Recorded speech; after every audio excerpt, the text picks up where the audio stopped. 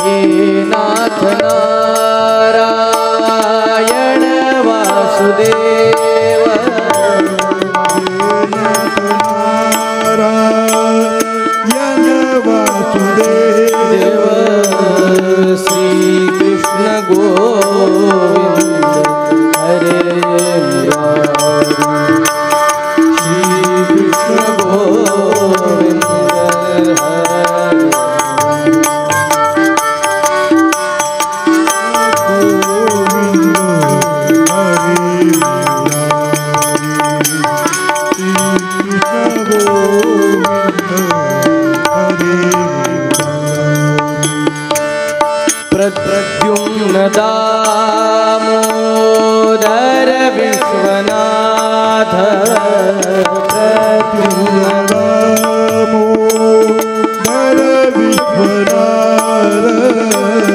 प्रद्युम्न दामोदर विश्वनाथ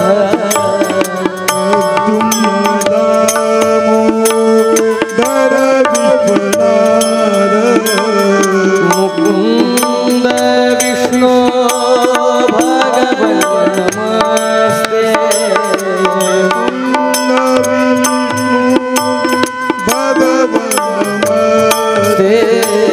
श्री कृष्ण गोविंद हरे श्री कृष्ण गोविंद हरे श्री कृष्ण गोविंद श्री कृष्ण गोविंद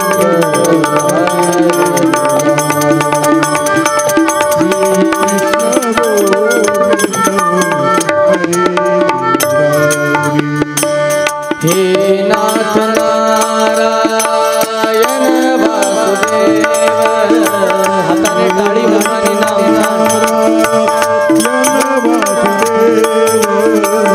हे नाथ नारायण वासुदेव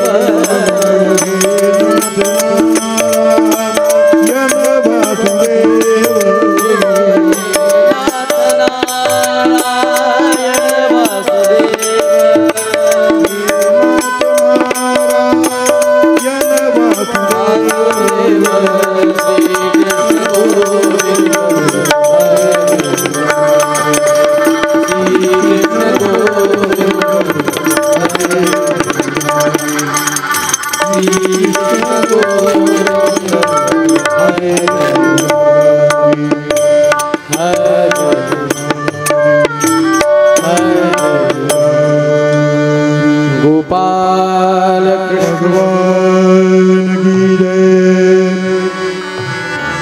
सर्वांनी मंगलाचरणासाठी ताठ बसायचं. ज्यांना शक्य आहे त्यांनी डोळे लावा,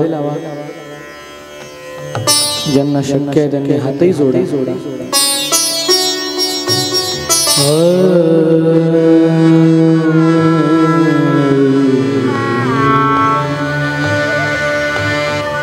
हरि ओम स्वस्ति श्रीमन्महागणाधिपतये नमः. श्री सरस्वत्यै नमः। श्री गुरुभ्यो नमो नमः। सजयति सिन्दूरवदनो देवो यत्पादपङ्कजस्मरणम् वासरनिर्वतमसा राशयति विघ्नं। नमस्ते शारदे देवी सरस्वती मतिप्रदे वसत्वं मम जिह्वाग्रे सर्वविद्याप्रदा। गणेश शारदा सद्गुरु संत सज्जन कुलेश्वरी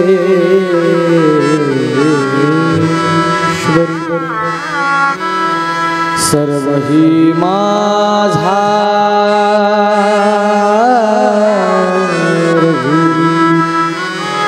सद्गुरु।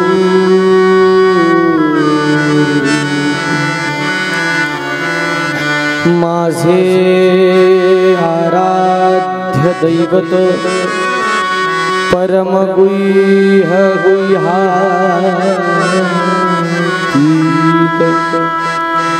गुह्यपणाची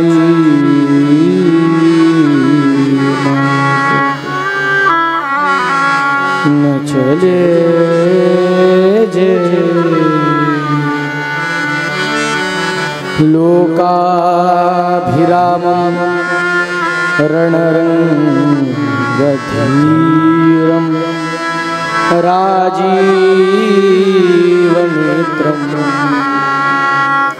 रघुवंशनाथं कारुण्यरूपं करुणाकरं श्रीरामचन्द्रं शरणं प्रपद्ये। सकलभुवनमध्ये निर्विशेषं निरीहं विधिहरिहरभेद्यं योगिभिर्ध्यानगम्यं जनन मरण भीतिभ्रंश सच्चित्स्वरूपं सकल भुवन बीजं ब्रह्मचैतन्यमीडे।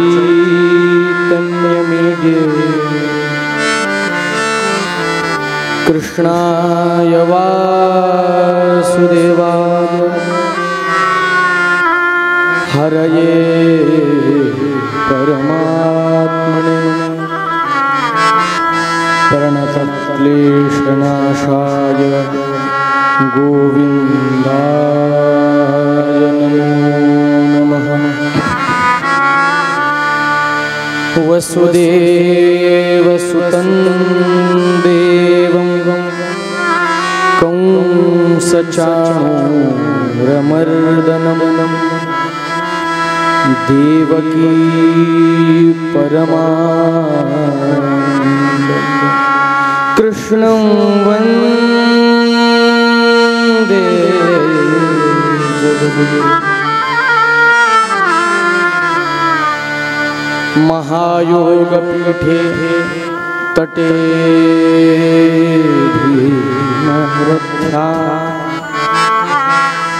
वरं कुण्डलिका दातुं मुनीन्द्रैः समागत्य तिष्ठन्तमानन्दकन्दं परः ब्रह्मं लिङ्गं भजे पाण्डुरङ्गं सद्गुरुन् ज्ञानदं वन्दे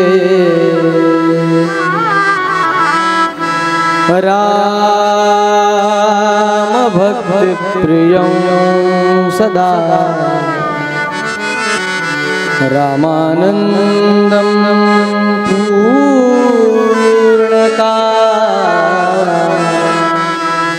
पूर्णब्रह्म सनं श्री प्रह्लाद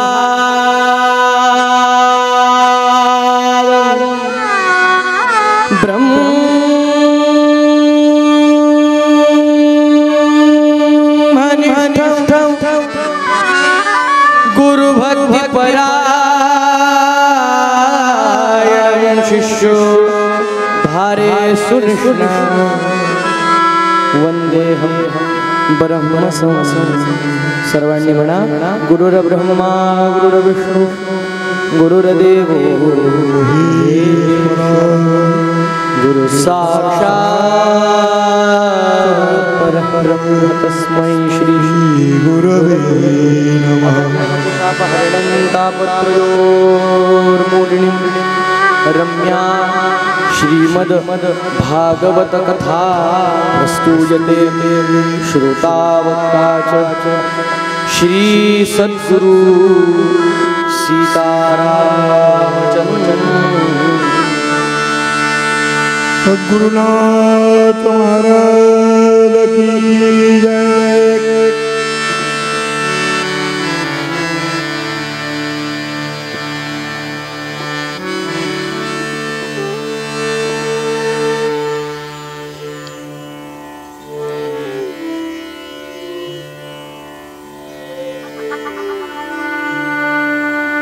अनंत कोटी ब्रह्मांड नायक अमर्याद पुरुषोत्तम परमात्मा भगवान गोपाल कृष्ण यांच्या कथेमध्ये पावन होण्यासाठी आलेल्या सर्व भाविक श्रोत्यांच्या चरणी साष्टांग वंदन करतो। महाराष्ट्र ब्राह्मण सभेचे पुरुष आणि स्त्री असे दोन्हीही जे कार्यकर्ते आयोजक पदाधिकारी आहेत अशा सर्वांच्या चरणी वेगळा नमस्कार करतो। माझे तिन्ही साथीदार तिघांच्याही चरणी नमस्कार करतो। या कथेचे आचार्य आणि संहिता पारायण जे करतायत ते पैठण येथील वेदमूर्ती ऋषिकेश गुरुजी यांच्याही चरणी नतमस्तक होतो। सुंदर अशी ध्वनी व्यवस्था ज्यांनी दिलेली आहे अशा दादांनाही नमस्कार करतो। कालपासून ही कथा मोबाईलवरती प्रत्येकाला बघण्याची ज्यांनी व्यवस्था केलेली आहे असे माझा कीर्तनकार या यूट्यूब चॅनलचे सर्वा उमेशजी भुसारे यांनाही वंदन करतो आणि कथेला आरंभ करतो।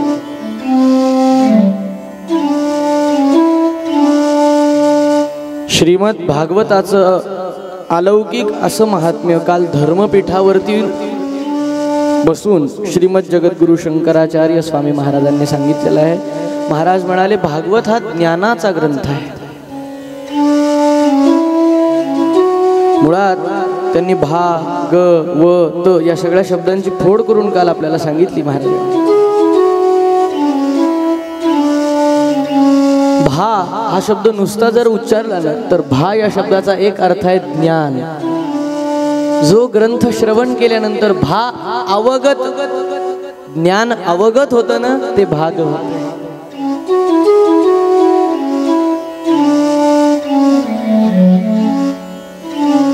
पहिल्या दिवशीपासून आपण विचार करतोय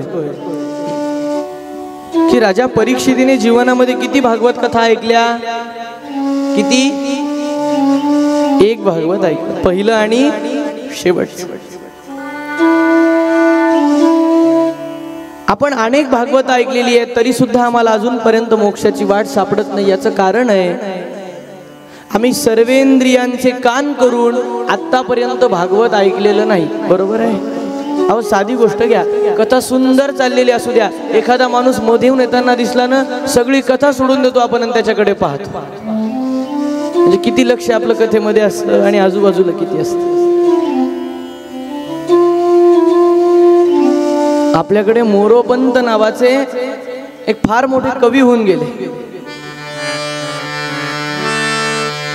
मोरोपंत अतिशय विद्वान हो, ज्यांनी आर्येमध्ये, आपल्याकडे आर्या नावाचं एक वृत्त गायलं जातं, त्या आर्येमध्ये रामायण लिहिलेलं आहे अख्खं. आणि एक रामायण तर असं लिहिलंय, निरोष्ठ रामायण आहे. म्हणजे काय, ओठाला ओठ लागून जे शब्द येतात ते शब्द त्या रामायणात नाही. म्हणजे र म्हणायचं असेल, म म्हणायचं असेल, आता राम म्हणायचं म्हणल्यावर म लागेल की नाही. मग राम हा शब्द न उच्चारताही पूर्ण रामायण सांगितलं. किती विद्वान असतील मोरोपंत. आणि मोरोपंतांचं अजून एक वैशिष्ट्य सांगू का, ते का विद्वान होते. मोरोपंतांचं गाव माहिती का तुम्हाला. मोरोपंत बारामतीचे होते. आता काही शंका घ्यायला कारण आहे का. ते मोरोपंत कथेच्या बाबतीत किती छान सांगतात बघा. हरी कीर्तनी शिरावे,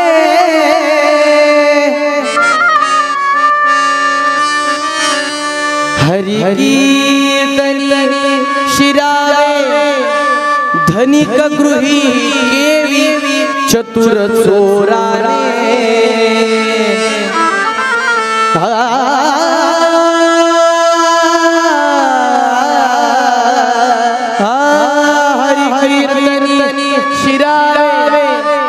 धनिक गृही केवी चतुर चोराने.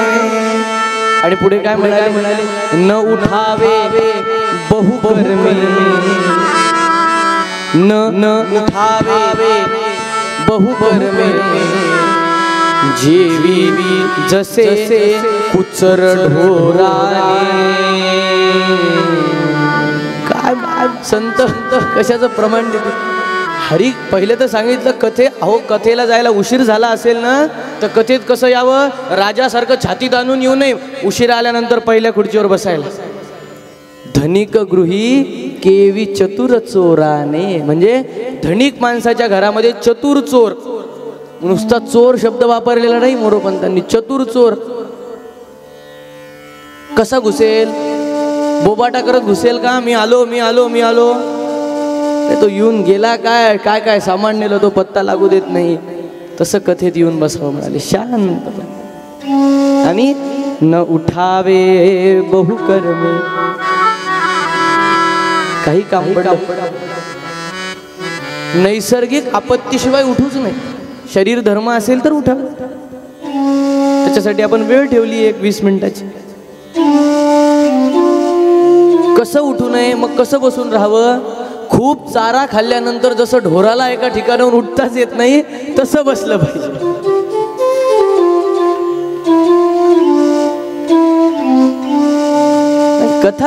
कथा होत राहील. आपण माझं जेवढं वय असेल तेवढे तुम्ही वर्ष आयुष्यातली कथा ऐकण्यात घालवली असेल. 20-22 वर्ष गेलेच असतील की नाही तुमची भागवत ऐकण्यात. मी काय वेगळं भागवत सांगायचं तुम्हाला. पण आमचं चुकतंय काय, संत जाणीव काय करून देतात. ज्ञानेश्वर महाराजांनी भागवत श्रवण आणि उद्धार होतो सांगितलंय आम्हाला. माऊली येणार आहेत त्याचा दाखला देण्यासाठी आपल्याकडे. पण माऊली म्हणाले, परी अवधान एकले दीजे,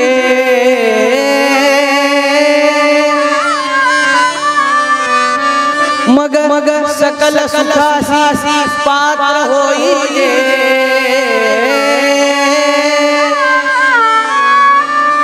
हे प्रतिद्योत्तर माझे उघड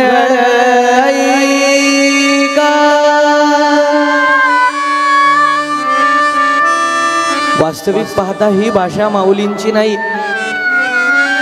हे प्रतिज्ञोत्तर माझे म्हणजे छाती ठोकपणे सांगणं, छाती ठोकून बोलणं हा समर्थांचा स्वभाव आहे.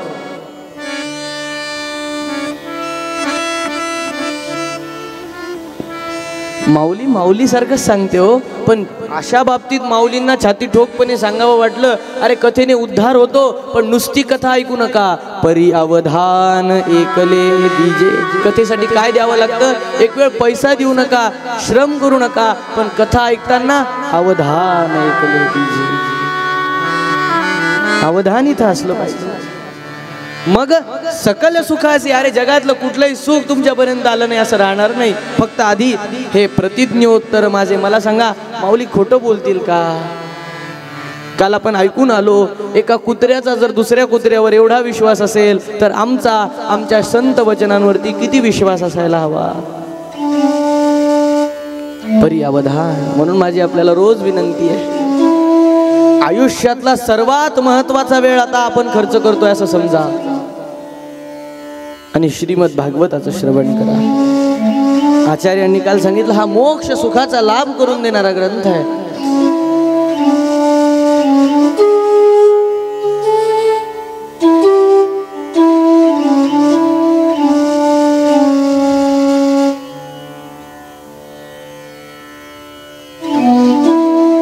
पावन गंगेच्या तीरावरती बसून शापाने तख्त झालेला राजा परीक्षिती शुकदेवांकडून 2 दिवसांपासून भगवंताचं अलौकिक असं लीला गुणगान ऐकतायत.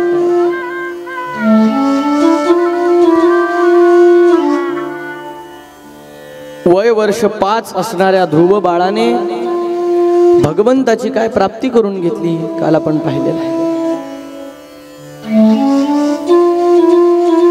निष्काम निश्चल विठ्ठली विश्वास पाहो न ये आस अनेकांची या न्यायाने. ध्रुवाने काय कठोर तपश्चर्या केलेली हो.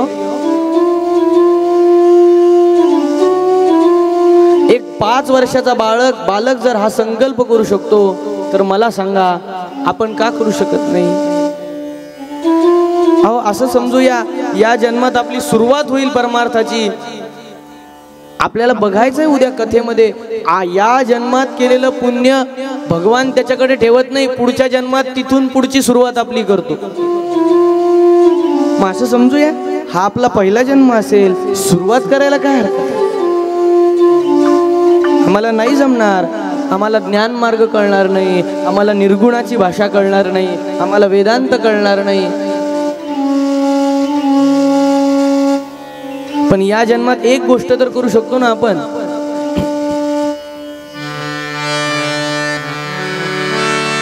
काय? जी आमच्या संत चोखामेळांनी केलेली.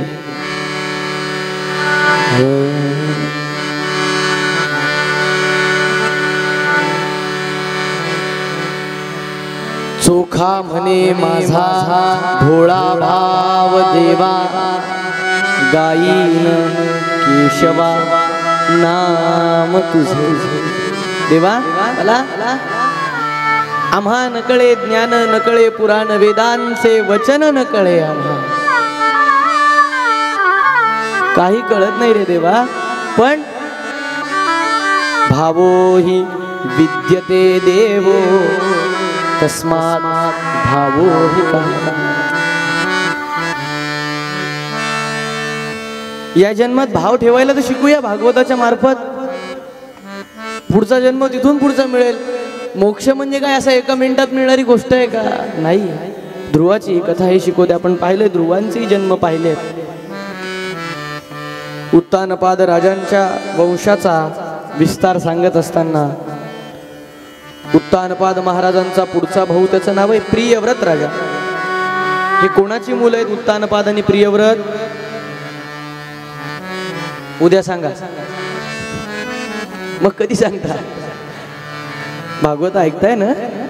का सुरू झाल्या झोपला तास?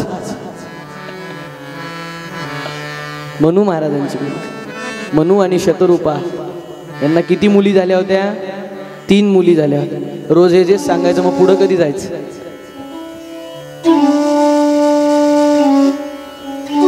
प्रियव्रताचं जीवन कसं आहे? आचार्यांच्या शब्दामध्ये, न पापम न पुण्यम न सौख्यम न दुःखम न मंत्रो न तीर्थो न वेदा न यज्ञ अहन्न भोजनम नैव भोजन न भोक्ता चिदानंद रूपम शिवोहम शिवोहम. मी देह नाही, मी विधेयी आहे. मी प्रियव्रत म्हणून जरी या जन्मात जन्माला आलो असलो, हा देह मी धारण केला असला तरी मी विधेयी आहे याची जाणीव प्रियव्रत महाराजांना होती. तरुण काळापासूनच त्यांना परमार्थाची आवड होती. तसं तपश्चर्याही कठोर करत होते. पण देवर्षी नारदांनी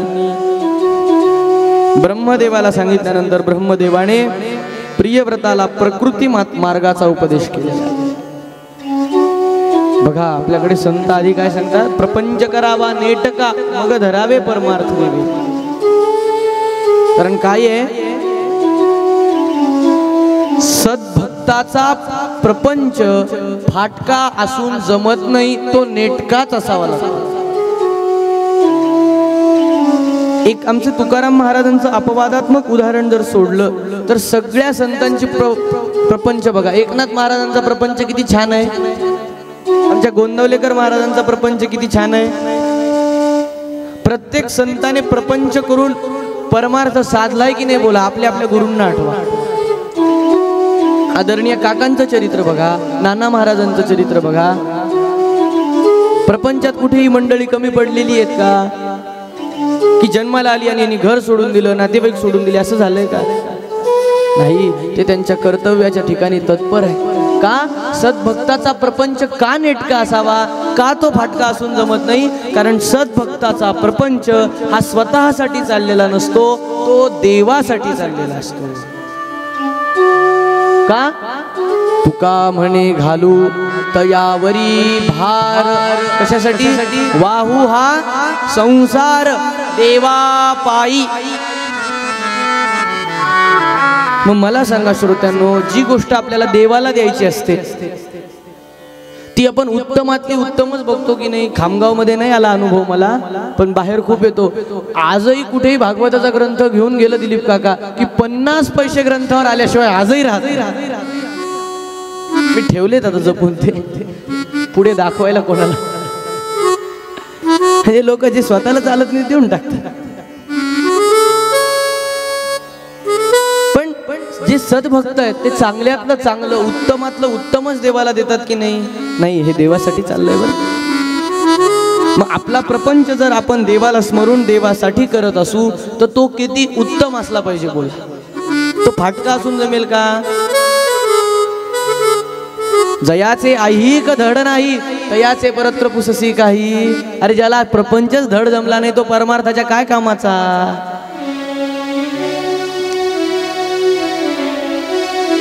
असा वैराग्य संपन्न महात्मा एखादा स्वामी समर्थ महाराजांसारखा, रामदास स्वामींसारखा हे अवतारी पुरुष येतात.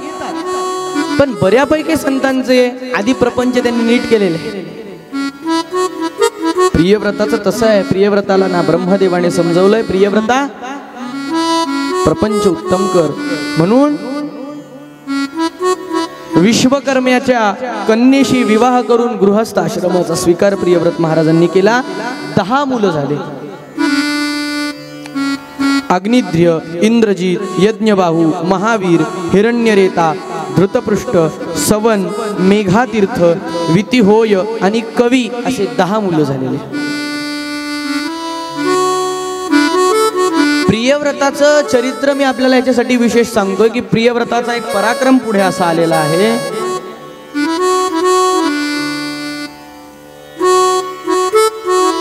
एक दिवस प्रियव्रत महाराजांनी आपल्या अश्वशाळेतून घोडे बोलवले आणि आपल्या रथाला घोडे जुंपले.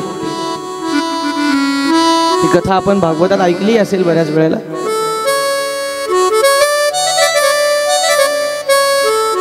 सूर्याच्या तेजाप्रमाणे रथाची चाकं होती असं वर्णन आहे.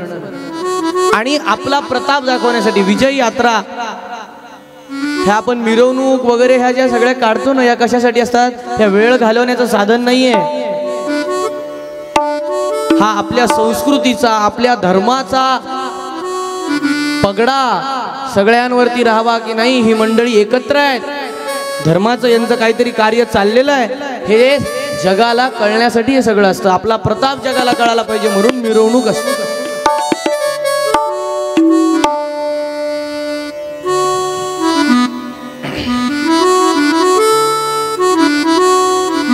माझा माझा प्रताप कळला पाहिजे म्हणून हा पृथ्वीचं परिभ्रमण करायला त्या रथावर बसून भरधाव वेगाने रथ घेऊन निघालेला.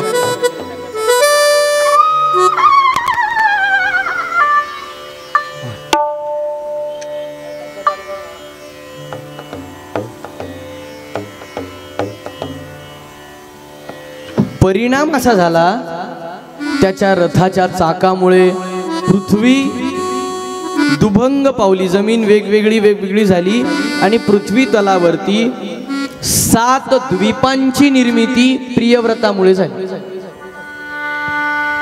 काय चाक असेल विचार करा, पृथ्वीला खळगे पडले,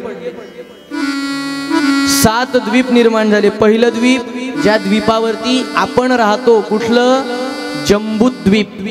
कधी ब्राह्मण मंडळींनी केलेला संकल्प शांतपणे ऐकला तर लक्षात येईल. भरतवर्षे भरतखंडे जम्बूद्वीपे. कुठं बसलेलो आहेत आपण? जम्बूत नावाच्या द्वीपावरती. मग आपल्या द्वीपाच्या तिन्ही बाजूला खाऱ्या पाण्याचा समुद्र ठेवला. प्लक्ष नावाचं द्वीप दुसरं निर्माण झालं, तो रससमुद्राने भरलेला आहे. शाल्म नावाचा द्वीप आहे, ज्याच्या आजूबाजूला मदिरेचा समुद्र आहे. काही मंडळी नेऊन घातली पाहिजे तिकडं, खर्च वाचेल बिचाऱ्यांचा. पुढचं कुश नावाचं द्वीप आहे, तुपाचा समुद्र आहे. क्रौंच द्वीप आहे, दुधाचा समुद्र आहे. शाक नावाचा द्वीप आहे, ताकाचा समुद्र आहे. आणि पुष्कर द्वीप आहे, तिथे गोड्या पाण्याचा समुद्र आहे. 11 अरबद वर्षापर्यंत प्रियव्रताने उत्कृष्टपणे राज्यकारभार केला.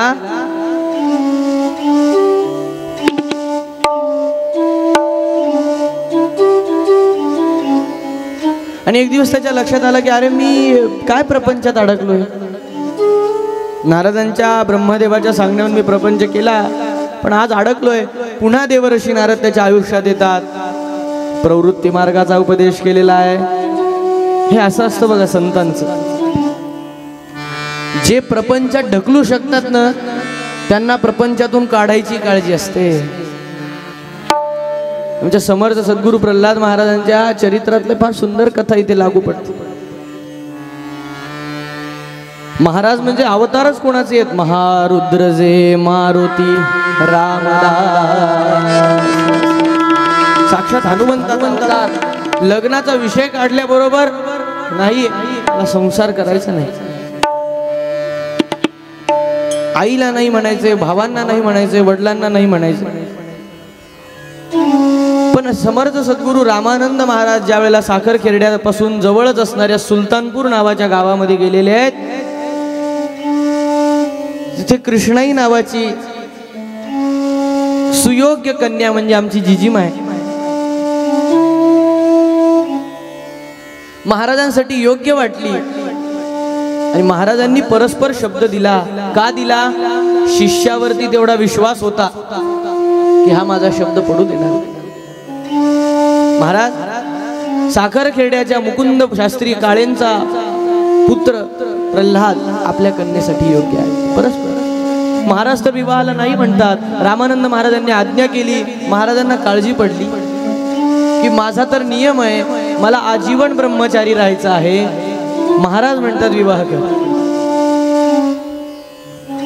आता विवाह जर केला तर ब्रह्मचर्य राहील का? नाही.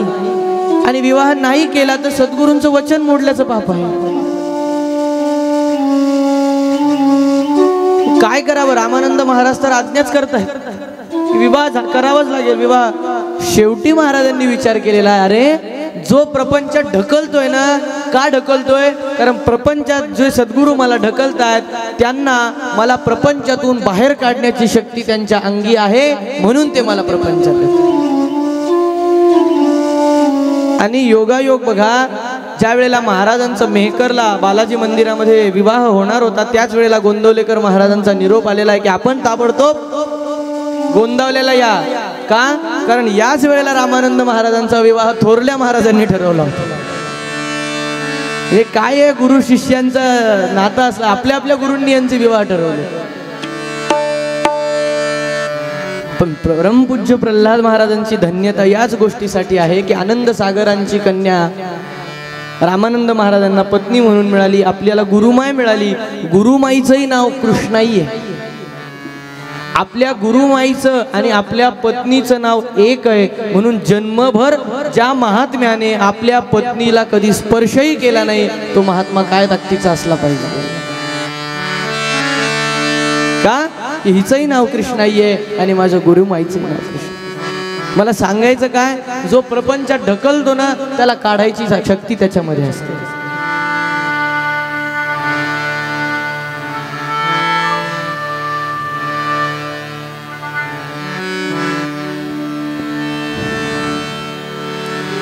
प्रियव्रताने राज्याचा त्याग केला. आपल्या 9 मुलांकडे राज्य सोपवून दिलेलं आहे. त्यातला प्रमुख आहे नाभी नावाचा राजा.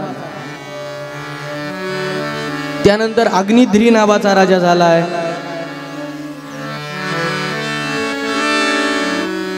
आणि याच वंशामध्ये पुढे भगवंताने अंश अवतार घेतलाय. अग्निध्री राजानंतर याच कुळात वृषभदेवांचा अवतार झालेला आहे. वृषभदेव कोण आहेत? आपल्या जैन पंथाचे संस्थापक.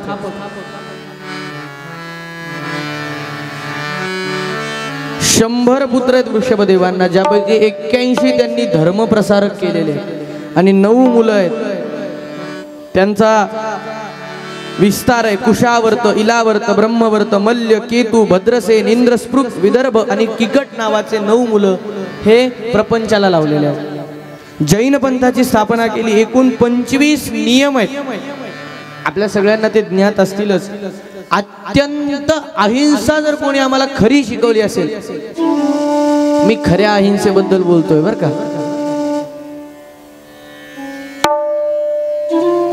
तर ती जैन पंथाने शिकवली. ते वृषभदेव त्या जैन पंथाचे संस्थापक आहेत. नवीन दीक्षा आहे. भगवान दत्तप्रभूंसारखं जीवन दिगंबर म्हणजे काय, दिशा हेच ज्यांचं वस्त्र आहे असे वृषभदेव दिगंबर आहेत. त्या अवस्थेमध्ये त्यांनी त्यांच्या पंथाचा प्रचार केलेला आहे.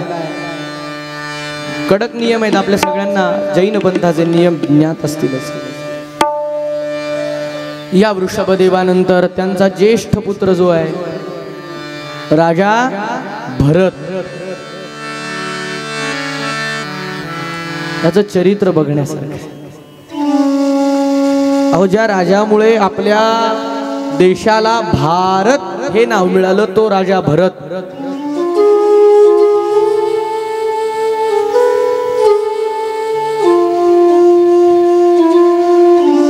अत्यंत सुंदर असा राज्याचा उपभोग घेतला.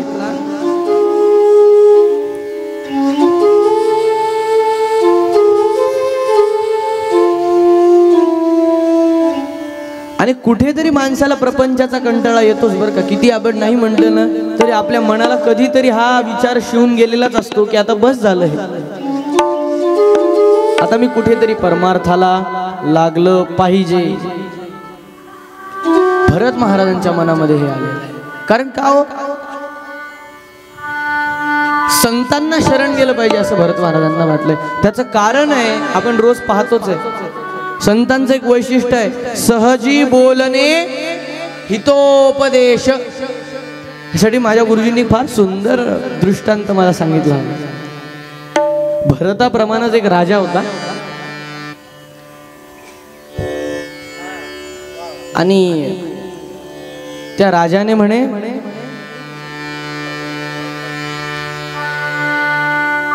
सद्गुरूंचं महात्म्य असं कीर्तनात प्रवचनात ऐकलं. तुम्हाला अशा कथा दृष्टांत सांगितलेले आवडतात ना? जरा विषयाला धरून, विषयाला सोडून नाही पण धरून चालेल ना की चालू द्यायचं आपण? आवडेल ना? संतांच्या वचनावर बोलतोय आपण.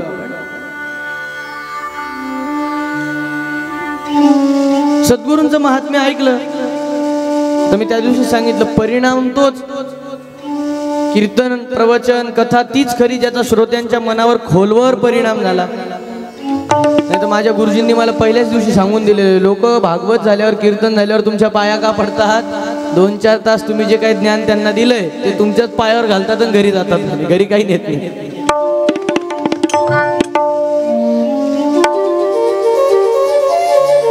आणि ह्याच्यावर परिणाम झाला राजावर. राजाला वाटलं अरे आजवरी जाहले ते जाहले सव्यवाम. जे झालं ते झालं, आता मी गेलं पाहिजे. कुठे? वनम गतो यद हरिमाश्रयेत. वनात जाऊन संतांचं दर्शन घेतलं पाहिजे. राज्याचा त्याग करून टाकला, गेला हो अरण्यात. संत शोधायचे. संत आता पूर्वीच्या काळी संत काही असे फिरत नव्हते रस्त्याने, गल्लोगल्ली संत सापडत नव्हते. कारण सत्संगाचा नियम नारदांनी काय सांगितलेला आहे? संत कसे आहेत? सत्संगास्तु दुर्लभः दुर्गमः अमोघश्च. नारद भक्ती सूत्र. चुकलं तर सांगा बरं गुरुजी.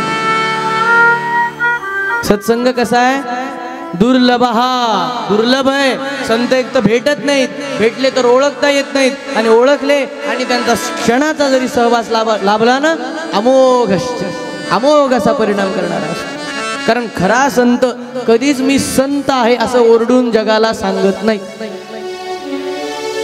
आपल्यापैकी कितीतरी जण आदरणीय महाराजांसोबत राहिलेले असतील, पलीकडे ज्यांची तस्वीर ठेवलेली आहे. मला सांगा, त्यांचं महात्म्य आज जास्त आहे की ती हयात असताना जास्त होतं? आजचे साधक जास्त आहेत का महाराज असतानाचे जास्त होतं? हा प्रत्येक संताच्या जीवनातला अनुभव. संत असेपर्यंत कधीच जाणीव होऊ देत नाहीत की मी संत आहे.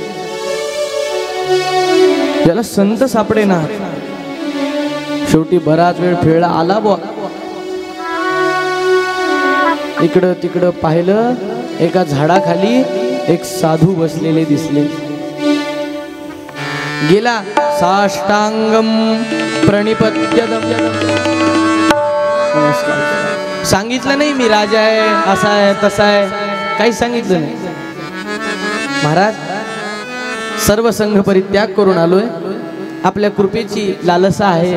आपण मला आजपासून या क्षणापासून आपल्या सेवेत रुजू होतोय, मला रुजू करून घ्या. काहीच बोलले नाही, एक शब्द बोलले नाही मुखातून. मान हलवली. दुसऱ्या क्षणापासून राजा त्यांच्या सेवेत रुजू झाला. सगळे काम करायचे. महाराज उठायच्या आधी उठायचं, त्यांच्या स्नानाची तयारी करायची, त्यांच्या छाट्या धुवून ठेवायच्या, त्यांची फलाहार, त्यांचा उपहार, त्यांच्या पूजेसाठीची सगळी व्यवस्था करून ठेवायची. दुपारी ते झोपले की त्यांचे पाय दाबायचे. ते त्यांच्या सायं स्नानाची तयारी, सायं संध्येची तयारी, त्यांच्या संध्याकाळच्या प्रदोष पूजेची तयारी करायची, रात्रीच्या दशमीची व्यवस्था करायची. सगळे कामं न चुकता न सांगता वेळच्या वेळेवर करायचं. असं किती दिवस केलं? आपल्यासारखं 8 दिवस 7 दिवस, चातुर्मास 2 महिने, परिक्रमा, एवढ्या पुरतं केलं का? नाही हो.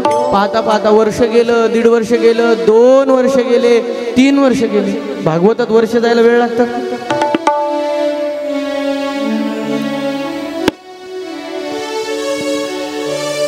आणि सगळं छान चालू आहे, पण एकच दुःख आहे.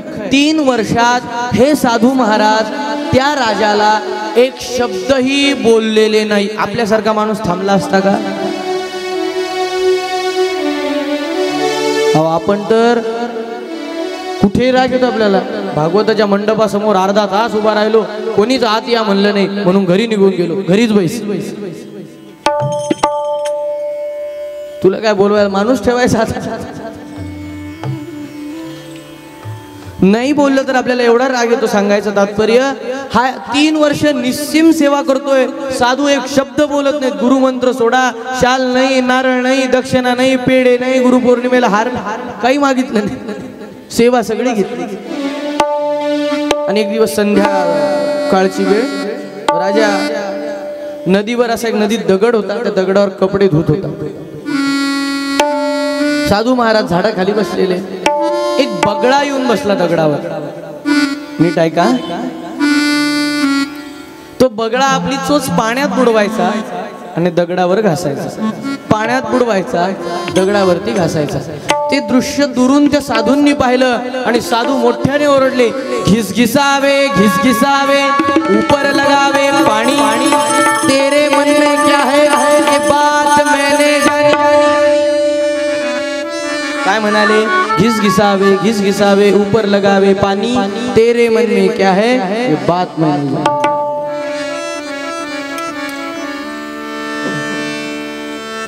3 वर्षानंतर पहिल्यांदा महाराज काहीतरी बोलले म्हणून पळत पळत पळत आला. काय महाराज यांचं आपलं ते घिसघिसावे ऊपर लगावे पाणी तेरे मन में क्या है बात मैंने जानी. वा वा वा.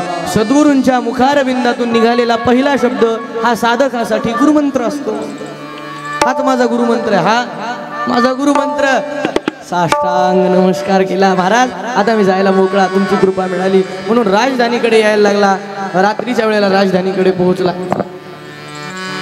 आता 3-4 वर्ष जंगलात राहिले, 2-3 वर्ष जंगलात राहिलेला माणूस, याचं जंगल किती वाढलं असेल.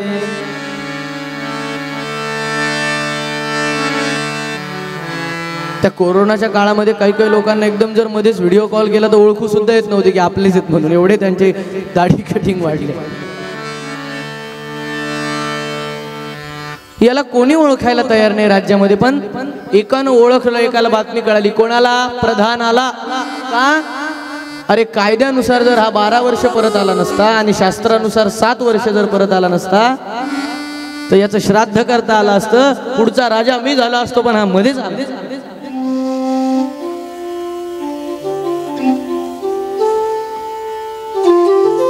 हरकत नाही. आलाय ना, बातमी कळाली होती की दाढी वाढलेली आहे, केस वाढलेले आहेत, राजा उद्या मंगल करणार आहे. राजनाव्याला सांगितलं होतं उद्या ये म्हणून. हा रात्रीतून प्रधान राजनाव्याकडे गेला आणि सांगितलं, हे बघ उद्या जेव्हा तू महाराजांचं मंगल करायला येशील तेव्हा त्यांचा गळा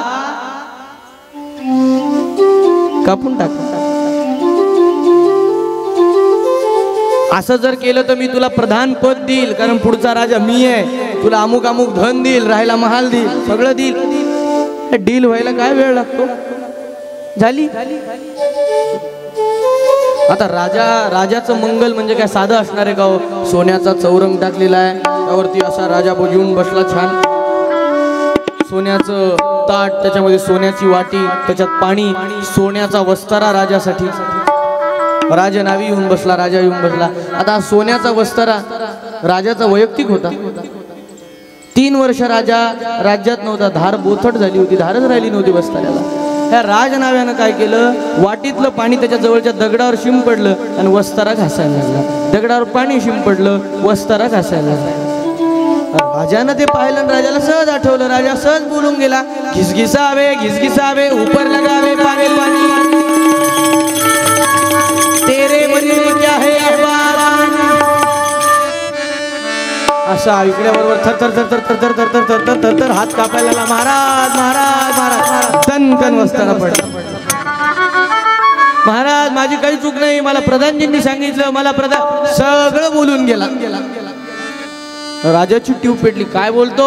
महाराज मी काही केलं नाही, मला प्रधानजींनी सांगितलं होतं की उद्या तुम्ही मंगल करायला येऊन बसले की तुमचा गळा कापायचा. महाराज मी फक्त लाच घेतली, जे आजकाल सगळेच घेतात.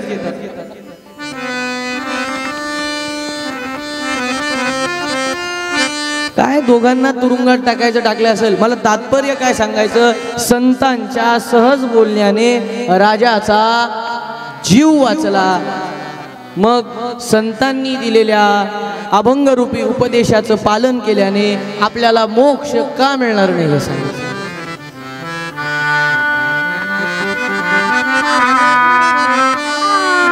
संतांच्या शोधार्थ निघालेला राजा भरत आलेला एका आश्रमाच्या ठिकाणी. काय वातावरण होतं. सिंह आणि गाय एका ठिकाणी होते. मुंगूस आणि सर्प एका ठिकाणी त्यांच्या अंगा खांद्यावर खेळत होते. हरिण आणि लांडगा एका ठिकाणी होते. निसर्गाच्या नियमानुसार हे प्राणी एकमेकांसोबत न भांडता राहू शकतात का? बोला. भरताने तिथे एक छोटासा विद्यार्थी दिसला, त्याला विचारलं, का हे असं कसं काय? हा माझ्या गुरुजींच्या साधनेचा प्रभाव आहे. का? माझ्या गुरुजींची साधना एवढी आहे ना की त्यांच्या नामाच्या वलयामध्ये जो येतो ना तो त्याचा हिंसक स्वभावच विसरून जातो. संतांचं वैशिष्ट्यच हे असतो, संत कधीच दुष्टांना संपवा असं म्हणत नाहीत. संत काय करतात, हो ज्या माऊलींना हयात असेपर्यंत किती त्रास सहन करावा लागला. संन्याशाची पोर आज लाखो लोक माऊलींच्या मागे चालतात, पण ज्या वेळेला माऊली सगुण रूपात होते, ज्यांना संन्याशाची मुलं म्हणून हिनवलं, पैठणच्या धर्मपीठासमोर एवढा रेडा बोलून दाखवला. अरे माऊलींची ताकद काय साधी होती का? जयाची ये द्वारी सोन्याचा पिंपळ अंगी ऐसे बळ रेडा. त्या माऊलींना भिक्षेला गेले की कोणी गोटे टाकावे, कोणी माती टाकावी, पीठ खाली सांडून द्यावं, वरचं पीठ भरून आणावं. ज्ञानेश्वरी सारखं अलौकिक तत्वज्ञान लिहिल्यानंतर प्रसाद मागायची ज्या वेळेला, प्रसाद म्हणजे काय? पसाय दान मागायची वेळ आली. विश्वात्मक देवाकडे स्वतःसाठी काही नाही मागितलं. देवा जे खळांची व्यंकटी सांडो, देवा या जगातल्या वाईट माणसांना काही करू नको बरं, त्यांना तसंच ठेव, फक्त व्यंकटी सांडो म्हणजे काय? त्यांच्या बुद्धीत प्रकाश पाड. आणि एकदा त्यांच्या बुद्धीत प्रकाश पडला ना की मग जो जे वांछेल तो ते लाहो प्राणी जाते. किती दयाळू असलं पाहिजे. मला सांगा, माऊलींनी जर देवाला मागितच असतं की देवा ज्या ज्या कुचक्या लोकांनी मला त्रास दिला त्यांना उचल, नाही, संतांचा स्वभाव आहे ते दुष्टांना कधी संपवा म्हणत नाहीत. संत म्हणतात जगातली दुष्ट प्रवृत्ती संपवा. अरे ज्यांच्या नामाच्या वलयामध्ये आल्यानंतर हिंसक पशु आपलं काम विसरून गेलेले आहेत, तो महात्मा किती अलौकिक असला पाहिजे.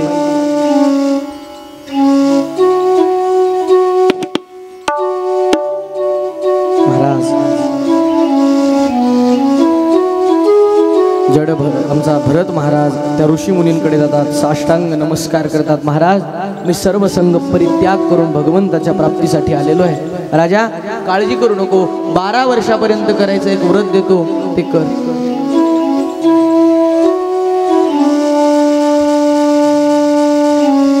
करशील ना? हो.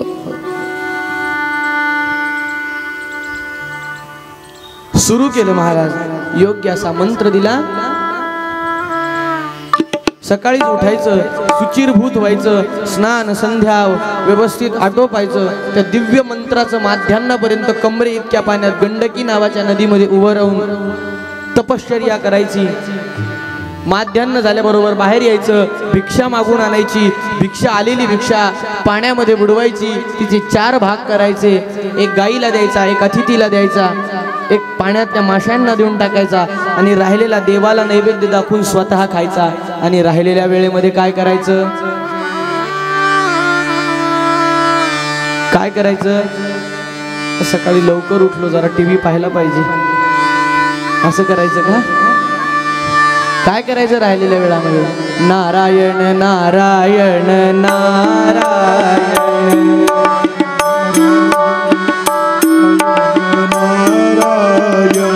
भज भज नारायण नारायण नारायण.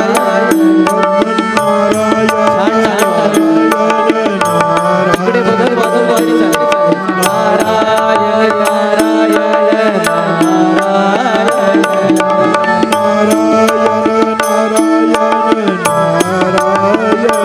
श्रीमन नारायण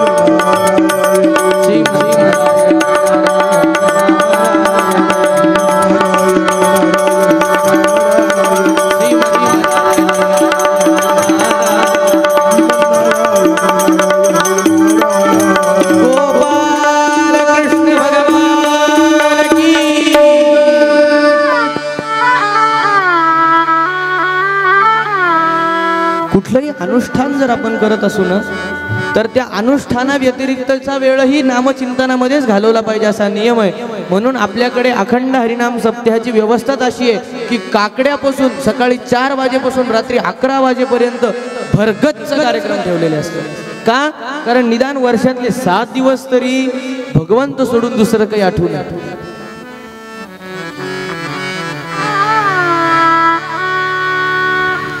8-8, 10-10, 12-12, 16-16 तास भरत महाराज समाधी लावून बसायचे.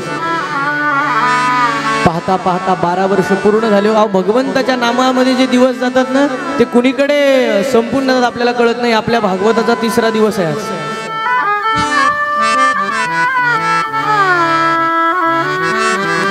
बारा वर्षाचा काळ संपूर्ण झाला. आज सद्गुरूंच्या आज्ञेने आणि त्यांच्या कृपेने केलेलं 12 वर्षापर्यंतचं सगळं कर्म भगवान नारायणाच्या चरणी अर्पण करायचंय. हातामध्ये पाणी घेऊन संकल्प सोडला. भगवान नारायण देवता प्रियता मम. पाणी सोडून दिलं हातावरचं. आणि भरत महाराजांनी एक दृश्य समोर पाहिलं. काय? एक गर्भिणी असणारी हरिणी गर्भवती होती, पाणी पित होती. सिंहाची गर्जना ऐकू आली जोरात. घाबरली. का? त्याने मला काही केलं तर चाललं असतं पण माझ्या पोटात माझं बाळ आहे, आई आहे. म्हणून तिने घाबरून जोरात उडी मारली.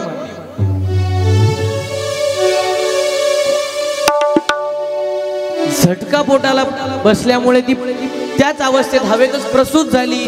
ते हरणीचं पाडस पाण्यात पडलं. पलीकडच्या बाजूला हरणी पडली आणि अशा पद्धतीनं प्रसूत झाल्यामुळे तिचा मृत्यू झाला त्या ठिकाणी. भरतानं पाहिलं. भरताने आपलं अनुष्ठान सोडून दिलं. तिथे आला.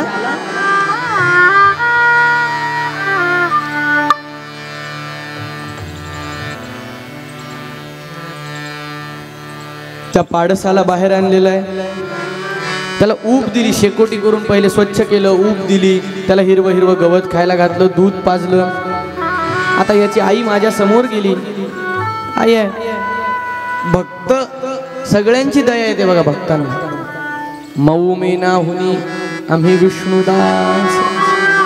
मेणापेक्षाही मऊ ज्यांचा अंतःकरण आहे असे विष्णुदास असतात. या हरणाला आता याने याच्या आईने माझ्या समोर प्राण सोडले. या हरणाला आता माझ्याशिवाय कोणीच नाही असं वाटलं. इतका जीव लावला काकाजी. उठता बसता खाता पिता झोपताना इकडे जाताना तिकडे जाताना हरिण हरिण हरिण हरिण. स्वतःचं जेवण नंतर हिरवं हिरवं गवत आणायचं हरणाला द्यायचं. सतत हरणाला बांधून ठेवायचं नाही. पाळीव प्राणी असेल ना तर त्याचा नियम आहे पाळीव प्राण्याला बांधून ठेवू नये. म्हणून जे प्राणी बांधून ठेवावे लागत नाहीत अशांनाच पाळीव म्हणतात. सिंहाला कोणी पाळीव प्राणी म्हणेल? ते हरिण जिकडे जिकडे जाईल तिकडे तिकडे त्याच्या मागे मागे जायचं. कशाची संध्यान, कशाचं स्नान, कशाचं गंधन, कशाचा प्राणायाम. माणूस त्याच्या मागे व्याप लावून घेत राहिला. आंबेकर काका अन्निकाची कशी वाट लागती. अरे 8-8, 10-10 तास समाधी लावणारा राजा भरत नुसता हरिण हरिण हरिण हरिण हरिण हरिण हरिण.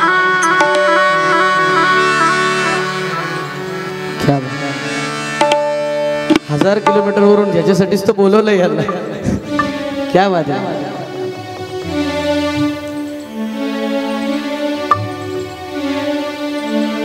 सगळं सुटलं त्या हरणापायी. जप नाही, स्नान नाही, संध्या नाही. आणि एक दिवस संध्याकाळची वेळ होती. नदीवरती हरिण पाणी पिण्यासाठी आलेलं. एक हरणांचा कळप आला. त्या हरणाने स्वतःचं प्रतिबिंब पाण्यामध्ये पाहिलं आणि त्या हरणांच्या कळपाचं प्रतिबिंब पडलं होतं. त्या हरणानं विचार केला ज्याच्यासोबत मी राहतो तो माझ्यासारखा दिसत नाही, मी त्याच्यासारखा दिसत नाही. जे समोर दिसत आहेत ते माझ्यासारखे आहेत, मी त्यांच्यासारखा आहे. मग मी याच्यासोबत राहिलं पाहिजे का यांच्यासोबत? जनावरच ते गेलं निघून. काय त्याला जीव, माणसाला जीव लावलेला माणूस लक्षात ठेवत नाही. जनावर काय म्हणून ठेवेल? गेलं की निघून. इकडे जेवायची वेळ झाल्याबरोबर हिरवं हिरवं गवत हातामध्ये घेऊन ये काय त्याचं नाव ठेवलं असेल, ये रे बाबा बरोबर इकडे शोधला तिकडे शोधला, या गवतात त्या काट्यात या नदीच्या काठी त्या नदीच्या काठी जंगलात माझं हरिण पाहिलं का, माझं हरिण पाहिलं का, तुम्ही पाहिलं का. काळजी वाटायला लागली. एखाद्या सिंहाने शिकार तर केली नसेल, शिकाऱ्याने कातडी तर काढून नेली नसेल, एखाद्या लांडग्याने खाऊन तर घेतलं नसेल, पाण्यात पडलं तर नसेल, वाहून तर गेलं नसेल. हरिण हरिण हरिण हरिण.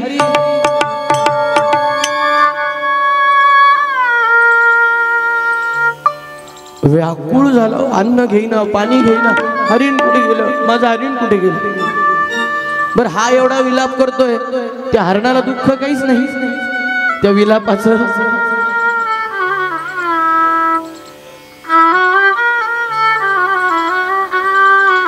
जातस्य ये ध्रुवो मृत्यू.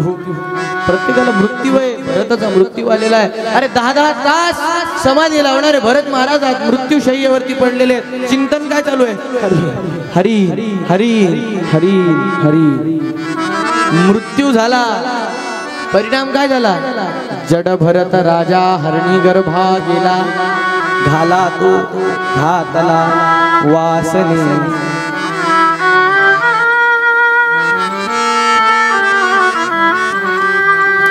मृत्युमुखी पडत असताना हरणाचं चिंतन, अंती मती सा गती. भगवद्गीतेत सांगितलेलं आहे की नाही, जे मरताना माणूस चिंतन करतो ना, पुढचा जन्म तसा मिळतो. पिठावर बघणं वगैरे हे नंतर आले.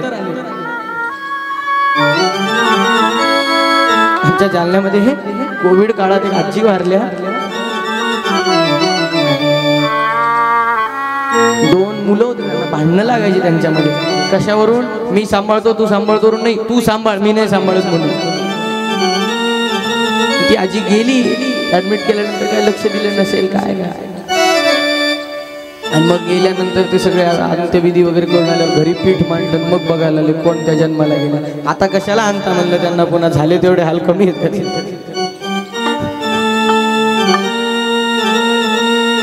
अरे हा हरिण झाला, पण मी सांगितलं ना, केलेलं कर्म भगवंत त्याच्याकडे ठेवत नाही. मागच्या जन्मातल्या तपश्चर्येमुळे देह जरी हरणाचा मिळालेला असला तरी बुद्धी भरत महाराजांची शाबूत. त्यांना माहिती आहे मी हरिण नाही, मी कोण आहे, अहम पुरा भरतो नाम. कोण आहे, मी पुराण पूर्वीचा भरत नावाचा राजा आहे. म्हणून एका ऋषींच्या आश्रमात की निदान वेद घोष वगैरे काहीतरी कानावर पडतील म्हणून तिथं राहावं. हरणाचा जन्म संपवला. पुढचा जन्म अंगिरा गोत्रामध्ये वैदिक ब्राह्मणाच्या घरी झालेला.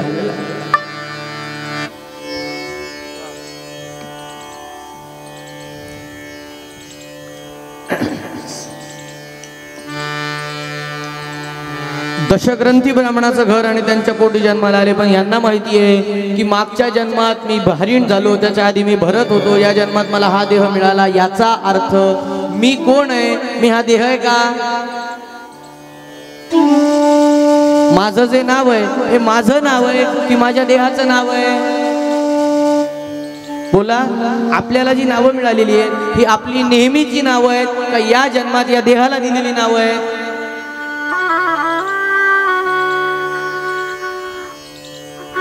मी कोण आहे, भरतांना जाणीव आहे. चिदानंद रूपम शिवोहम शिवोहम. मी अनंत कोटी ब्रह्मांड नायकाचा अंश आहे. मग मला आता सांगा, साखरेच्या पोत्यातली कणभर साखर काढून बाजूला काढून जर ती खाल्ली तर ती बाजूला आल्यामुळे कडू लागते का, ती कशी लागते, गोडच लागते ना. पोतभर मिरच्यांमधून एक मिरची बाजूला काढून खाल्ली तर ती काय गोड लागणार आहे का, ती कशी लागते. मग गोडाचा अंश जर गोड असेल आणि तिखटाचा अंश तिखट असेल तर आनंद कंदाचा आपण असणारा अंश आपण दुःखी का, आपण त्याचे अंश आहोत ना. जीवो ब्रह्मैव नापर हा पाठ आहे आपल्याला वापरून वापरून गुळगुळीत करून टाकला. आपण त्याचे अंश होत ना. मग त्याचं जर स्वरूप आनंद आहे तर आमचं का नाही, तर त्याचं उत्तर असं आहे, वासनेमुळे आमचं जे पतन झालंय त्याच्यामुळे आम्ही दुःखी आहोत. आमच्या दुःखाचं एकच कारण आहे, आशा दुःखस्य कारण.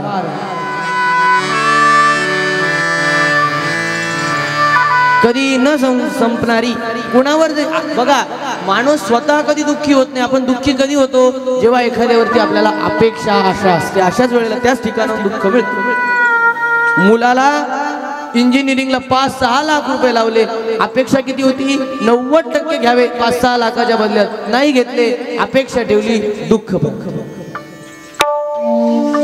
वासनेमुळे माझं जे वेळोवेळी पतन होतंय ना, त्या वासनेमुळे जन्म घेणे लागे वासनेच्या संग.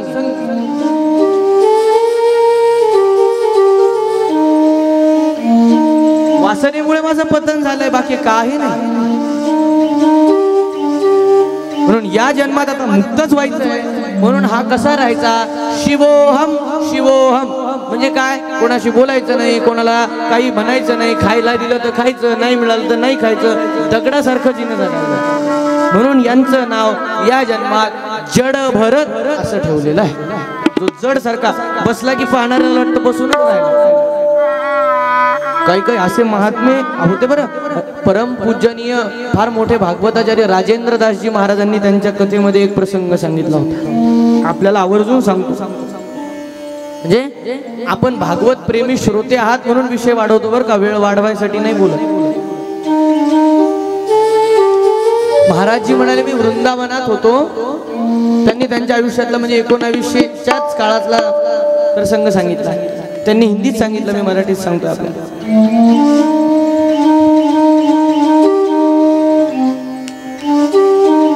निधिवन आहे, निधिवन.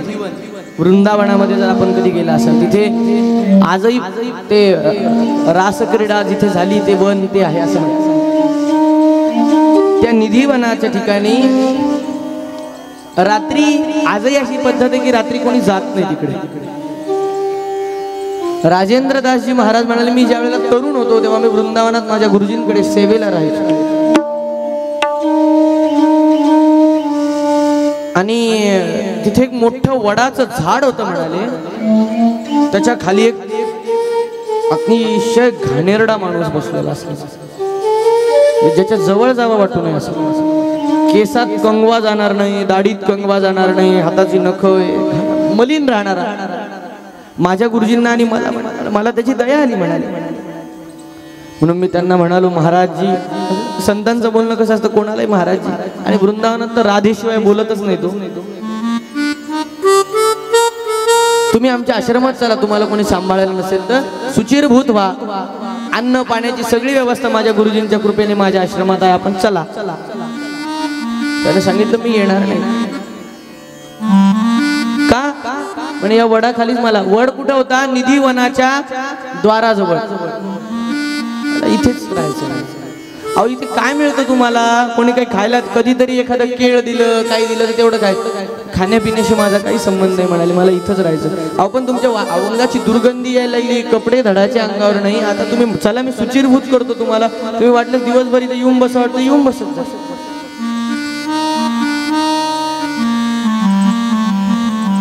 आणि त्या माणसाने महाराजजींना उत्तर दिलं, मैं यहाँ से हिलूंगा नहीं. क्यों? रोज रात राधा रानी के साथ यहाँ पे बाके बिहारी आते हैं और नृत्य करते हैं. महाराजांच्या अंगावर काटा आला. काय बोलतोय हा, वेडा पण आहे का? म्हणून खोटं वाटलं. तुला दाखवू मी. तो तिथे बसलेला माणूस म्हणाला, तू रात्री ये म्हणे. बघा, एक मलिन म्हातारा, त्याच्याकडे पाहून घृणा येईल आपल्यासारखं. कोणालाही न सांगता राजेंद्रदासजी महाराज म्हणे तिथे गेले. रात्रीच्या वेळेला तो माणूस तिथेच बसलेला होता आणि ते म्हणाले, आता इथे बैस. मी सांगितलेला दृष्टांत आहे, इथे बैस, जाऊ नको.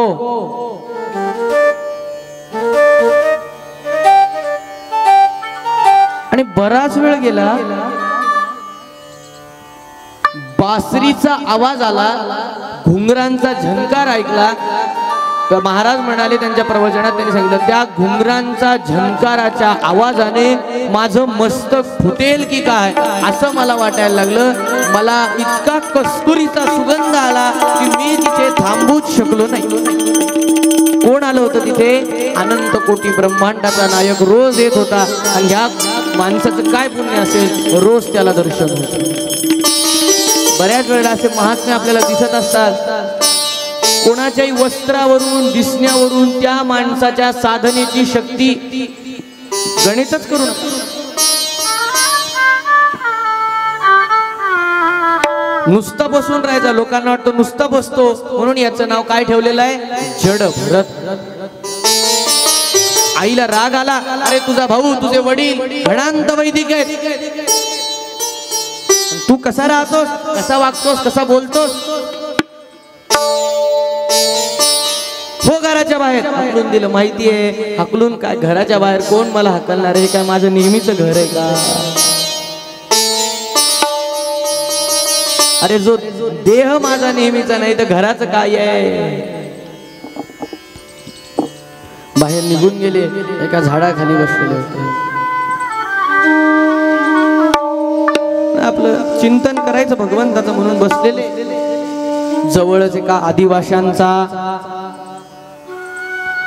एक चमू राहत होता. त्या आदिवाशांच्या तिथे काय चाललेलं होतं? त्यांच्या कुलदेवतेची उपासना चाललेली होती, अघोरी पद्धतीची उपासना, आणि बली द्यायचा होता. बली माहिती ना आपल्याला. त्यांचा जो कोणी असेल पुजारी, त्यानं सांगितलं या या दिशेला जा, जो पहिला सजीव दिसेल त्याला बळी द्यायसाठी घेऊन या. ते आदिवासी काय 4-2 गेले असतील, कोण सापडलं यांना? बसलेले जड भरत दिसले. दोघांनी इकडून धरलं, दोघांनी इकडून धरलं, निघाले. यांना काय, जाता का घेऊन? जा, आम्हाला काय करायचं? देहीच विदेही भोगू दशा. आणून बसवलं, हार घातला, गंध लावलं. भागवत सुरू व्हायच्या आधी आपण जसं करतो तसं सगळं केलं. म्हणजे फक्त नंतरचं वेगळं असतं. हातात खड्ग घेतलं, समोर अष्टभुजा नारायणीची प्रतिमा आहे, जगदंबेची. खड्ग हातात घेतलं, भरत महाराजांच्या जड भरताच्या मानेवर मारायचं. काय झालं? कोण आलं? जगदंबा जगदेश्वरी, जगदंबा जगदेश्वरी,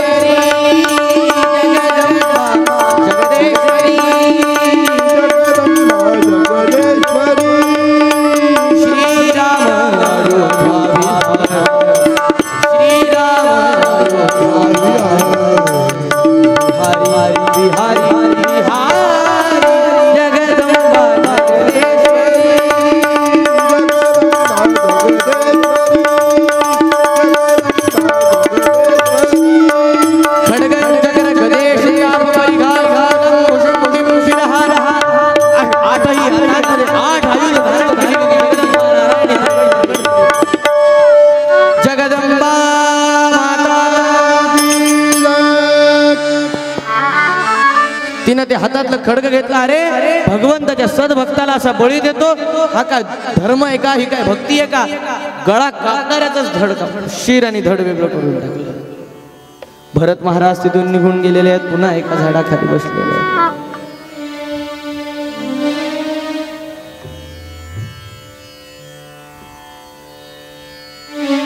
याच रस्त्याने काय झालं पुढे?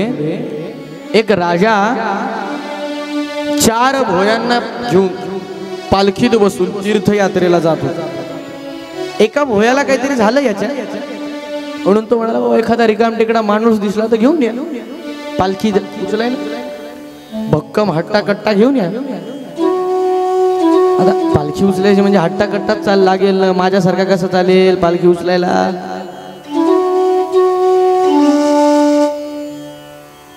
हे लोक गेले. भरत महाराज दिसले, रिकाम टेकडा बसलास, चल आमच्या बरोबर, आमच्या महाराजांची पालखी उचलायचं सौभाग्य तुला देतो. काय लोकांना कशातही धन्यता वाटते.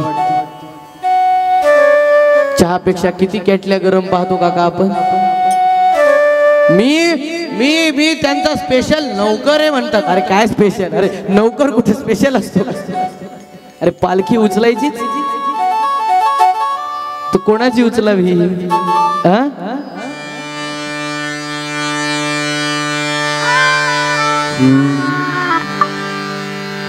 कोणाची उचलायची?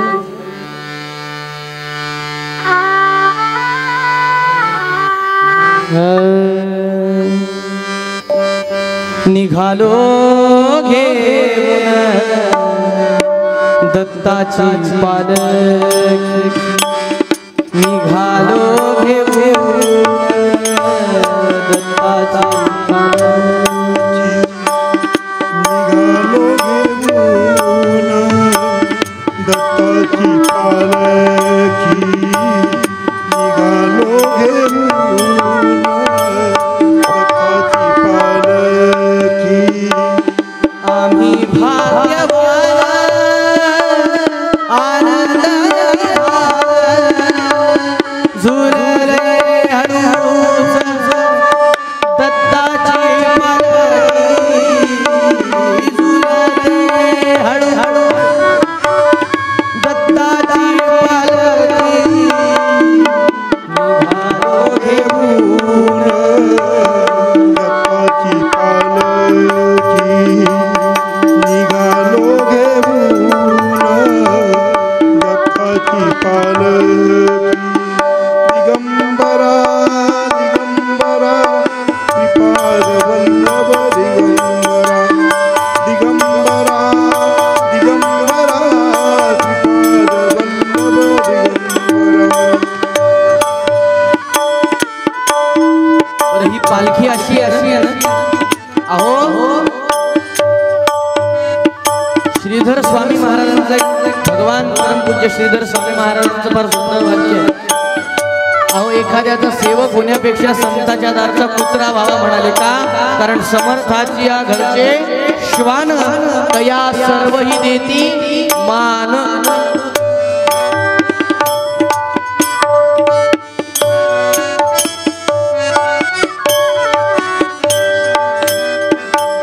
रोहगणाकडे आणलेला आहे.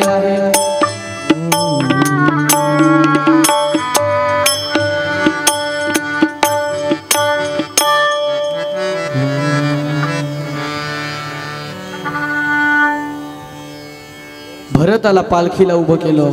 भरत महाराज चालतायत.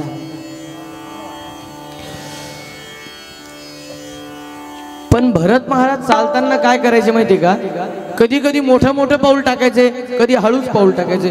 कधी मोठा पाय, कधी हळूच, कधी मोठा पाय. त्याने काय व्हायला लागलं? वरती बसलेल्या राजाला पालखीत झटके. बरं, पालखीची उंची किती असते? कमी आहे. डोकं धडा धडा धडा आदळायला लागलं. बरं, त्याचा मुकुट त्याच्यातच पुन्हा. त्याला ए नीट चाला. महाराज, आमची चूक नाही. नवीन आलेला भोई नीट चालत नाही. बिना ट्रेनिंगची माणसं घेतली ना की अशी गदलत होती.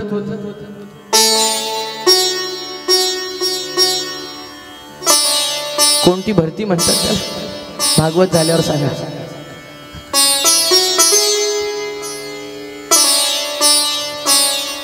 त्याला मागे टाका, तुम्ही पुढे या म्हणून भरताला मागे टाकलं. का भरत महाराज असं चालत होते हो?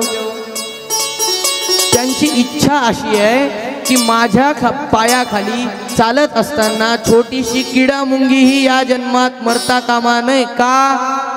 कारण पुन्हा त्यांचं परतफेड करण्यासाठी जन्माला आता यायचं नाही.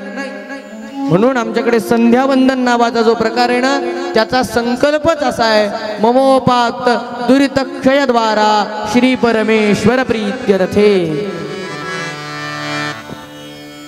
म्हणून तो आपण जो मंत्र म्हणतो, सूर्यश्च मा मन्युश्च, म्हणजे काय आहे? रात्रीतून जी माझ्याकडून नकळत कळत पाप झाली असतील त्याचा नाश भगवान नारायणांनी, सूर्यनारायणांनी करावा. आणि संध्याकाळच्या दिवसभरात झालेल्या पाप, मग विचार करा, सकाळची संध्या जेवढी महत्वाची असेल तेवढी संध्याकाळची असेल. माणूस रात्री तरी झोपलेलाच असतो, पण जागेपणी या जन्मात एक किडामुंगी माझ्या पायाखाली मरता कामा नये. म्हणून महाराज तसं चालतायत. किडामुंगी आले की पाय बाजूला टाकतात, इकडे टाकतात. हे तसेच झटके देत देत देत देत देत देत चालत होते. शेवटी रोहगणाला यांचा राग आला. ठेवा पालखी खाली. अरे एवढा मोठा देह झाला तुझा, तुला एक पालखी नीट चालवता येत नाही, काय उपयोग तुझ्या देहाचा? अरे मी तीर्थयात्रेला चाललेलो आहे, तुझ्यामुळे माझी यात्रा थांबली. तुला माहिती आहे का, मला या मंदिरात जायचंय, त्या मंदिरात जायचंय, त्या मंदिरात जायचंय. आणि इथे भरत महाराजांनी बोलायला सुरुवात केली. राजा, तीर्थयात्रेला जातोस? हो मग, तुझ्यामुळे माझी तीर्थयात्रा थांबली.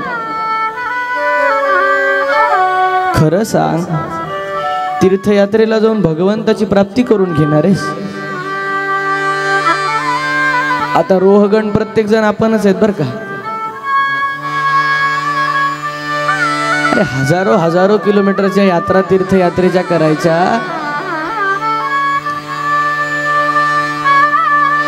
एक सुंदर भजन आहे तुमच्या पिढीचं, तुम्हाला माहिती असेल. कुठे शोधिशी रामेश्वर अन कुठे शोधिशी हृदयातील भगवंत राहिला.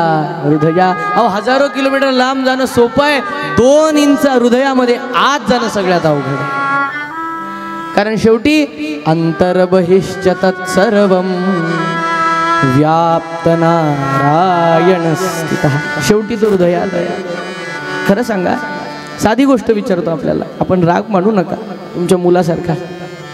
आपण छान यात्रेला जातो सांगतो, पण आपण यात्रेला गेल्यानंतर आपल्या घरच्या देवांची व्यवस्था काय असते? फुलांचा वास सुटतो घरात वाहून गेलेल्या दिवशीचा.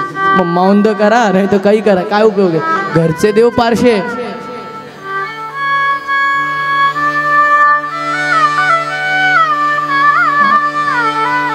म्हणजे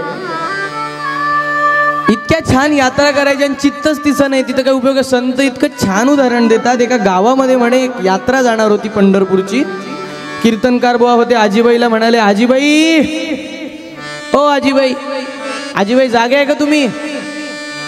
उठवा त्यांना. चला पंढरपूरची वारी चालली. बाबा तुला काय लागतंय म्हणे? इथं माझ्या पोराला नोकरी लागायची राहिली, एकदा त्याला नोकरी लागली की मला मेलीला काय काम आहे? तुझ्याच मागे यायचंय. माझ्या मुलाला नोकरी लागली ना, येईल बरं मी वारीला. बरं ऐकलं ना विठ्ठलानं, विठ्ठलाला भक्ताची आवड, ऐकलं. नोकरी लागली, आजीबाई चला वारीला आता. अरे बाबा महत्वाचं काम राहिलं. काय काय काम राहिलं आजी? त्याचे 2चे 4 करायचे राहिले. म्हणजे काय? त्याचं एकदा लग्न होऊ दे, सुनबाई घरात येऊ दे, तिनं माझ्या कमरेत लात घालू दे, मग मला तुळसच उचलायची. लगेच विचारतात प्रस्थान कधी आहे महाराज? आपण म्हणलं ज्येष्ठा, ते लांबलंच वाटतं यावेळेस. ते तिथंच आहे, तुझं घर जास्त लांबलंय आता. मुलाचं लग्नही झालं, आजीबाई आता तरी चला वारीला. आता बोलायला तोंड राहिलं नाही, निघाली बा आजी. आणि वारीची तयारी. दिलीप काका, तहान लाडू वेगळे, भूक लाडू वेगळे, सकाळची साडी वेगळी, संध्याकाळची साडी वेगळी, ज्या रंगाची साडी त्या रंगाची चप्पल, त्या रंगाच्या बांगड्या, त्या रंगाचा बो.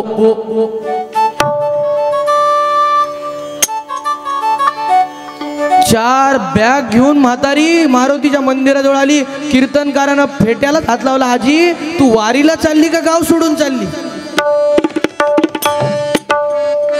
आणि काय ब्रह्म, सुनबाई नवीन होती. पूर्वीच्या काळच्या सासवा काय दम होता. पूर्वीच्या काळच्या सासवांमध्ये सुनेला रागू शकत होत्या म्हणे.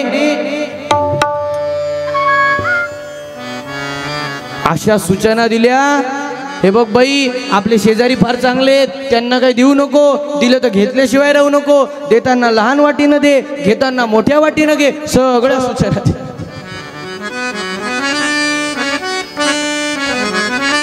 आणि पखवाजावरती थाप पडलेली आहे, ब्रह्मविनीची तार छेडल्या गेली.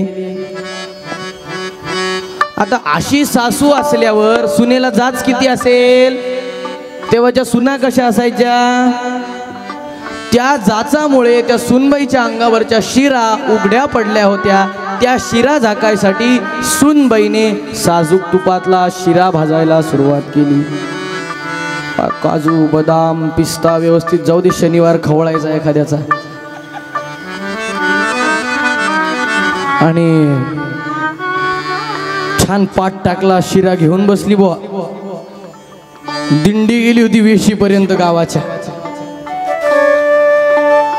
आजीबाईची ट्यूब पेटली दिंडीत. काय? आपल्या घरात वडिलोपार्जित मिठाचं लाकडी पाळं आहे. मिठाचं पाळं जुन्या आज्यांना माहीत असेल. पाळं जातं. आता हे फक्त once upon a time in Khamgaon एवढंच सांगायचं. पाळं माहिती ना आजी? लाकडी पाळं नाही. रामकृष्ण हरी, आजीलाच माहित नाही. पाळं एक भांड असायचं, त्याच्यात मीठ ठेवलं जायचं. त्याला एवढी एवढी चीर पडली आहे. नवीन पोरगी फुटकं भांड म्हणून फेकून देईल, म्हणून ते फुटकं भांड फेकू नको हे सांगायला आजी वारी सोडून घरी दारात दत्त म्हणून उभ्या. सुनबाई तिनं शिऱ्याची प्लेट तशीच पाटाखाली लोटली. काय सासूबाई मला सांगा, हिचं लक्ष त्या फुटक्या पाळ्यात होतं का वारीत होतं? मी माझ्या पदरचं बोलत नाही, महाराज प्रमाण देतात. ऐक ऐक सुन बाळे, जतन करी फुटके पाळे. आवा चालली पंढरपुरा, वेशी पासून आली घरा. ऐक ऐक सुनबाई, जतन करी दूध दही. आवा चालली पंढरपुरा, वेशी पासून आली. काय कामाच्या त्या यात्रा?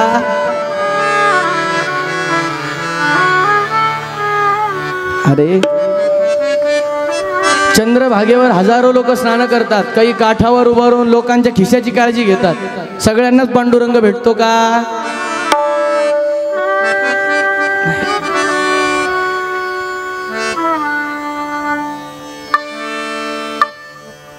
न काष्ठे न विद्यते देवो, न पाषाणे न मृण्मये. कुठे आहे तो? भावो हि विद्यते देवो, तस्मात् भावो हि कारण. हे शास्त्र वचन जरी असलं ना, आम्हाला संस्कृत कळत नाही, आमच्या एकनाथ महाराजांनी सोपं करून दिलेलं आहे. कुठे आहे देव? भावतोची देव, भावतोची देव.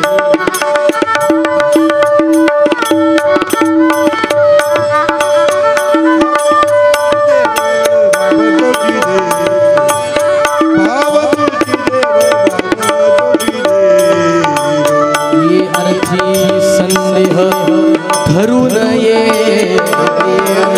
संदेह धरून ये. भावे भक्ती फळे भावे देव, भावे भक्ती फळे भावे देव, भावे भक्ती फळे भावे देव मिळे, भावे देव मिळे, भावे देव मिळे.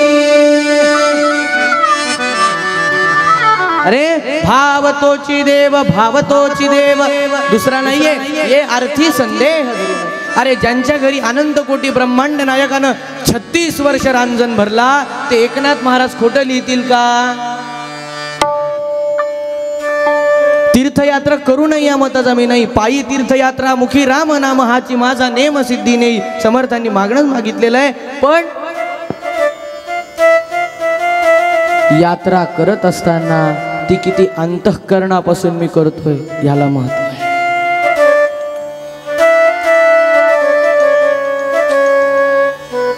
राजा, अरे यात्रा करतोस म्हणतो, आणि प्रत्येकाच्या हृदयामध्ये असलेला नारायण तुला ओळखू येत नाही. अरे एका जीवाचा अपमान करतोस. हे 4-4 भोई हे किती थकत असतील याची तुला जाणीव आहे? तू आयता वायता बसून चालला. शेवटी यांच्या सुद्धा हृदयात कोण आहे?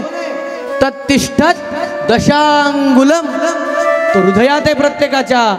ममैवांशो जीवलोके जीवभूत सनातन. तो प्रत्येकाच्या हृदयात आहे. या भोयांचं अंतःकरण दुखून कुठल्या वेगळ्या देवाचं दर्शन घ्यायला तू चाललास?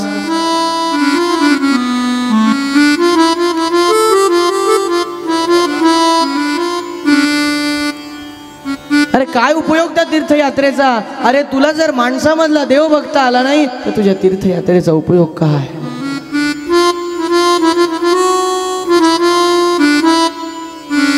प्रत्येकाच्या ठिकाणी असलेलं चैतन्य बघावं लागतं. तेच हेच भगवंत स्वरूप आहे आणि हे बघण्यासाठी सद्गुरु कृपा असावी. मी प्रमाणाशिवाय बोलत नाही. आपल्याला ज्यांच्या कीर्तनामध्ये निर्गुण निराकार परब्रह्म सगुण साकार होऊन मोरासारखं थुई थुई नाचायचं ते नामदेव महाराज जेव्हा संत मांदियाळीमध्ये बसले होते, 8 वर्षाच्या मुक्ताबाईनं त्यांचं मडकं कच्चं आहे म्हणून सांगितलं. विठ्ठलाला विचारलं, विठ्ठल भगवान सुद्धा म्हणालेले आहेत, नामदेवा त्याचं कारण आहे, तुझं मडकं कच्चंच आहे. वाईट वाटलं, जेवायला बसले होते घरी, जे असेल ते वाढ म्हणाले बायकोला. तिने काय भाकरी चटणी वाढली असेल, आधीच राग आलेला होता, वाईट वाटलेलं होतं. जेवायला बसले, चित्रावती घातली, घास खायचा की काळं कुत्रं आलं आणि त्यानं भाकरी उचलली. आता एवढं चिडल्यावर ताटातली भाकरी उचलून चुलीतलं जळका लाकूड घेतलं, त्याच्या मागे लागले, थांब थांब माझी भाकरी कुठे नाही. राऊळापर्यंत पांडुरंगाच्या मंदिरापर्यंत कुत्रं आलं, दिसेनाचं झालं, टाकून दिलं लाकूड. दुसऱ्या दिवशी पूजा करताना पांडुरंगाला विचारलं, देवा माझं मडकं खरंच कच्चं आहे का रे? हो. का? अरे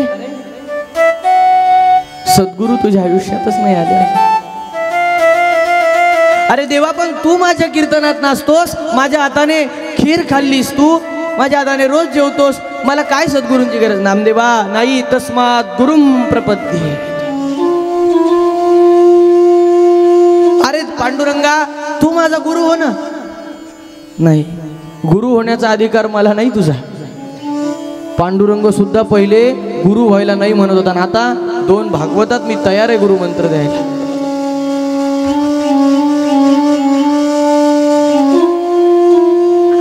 मग कुठे मिळतील संत मला? जा शोध घे, कुठे जा, मराठवाड्यात जा, सगळे संत तिथं सापडतात. आलेले आहेत कुठे? नागेशम दारुकावणे, औंढा नागनाथाच्या ठिकाणी आलेले आहेत.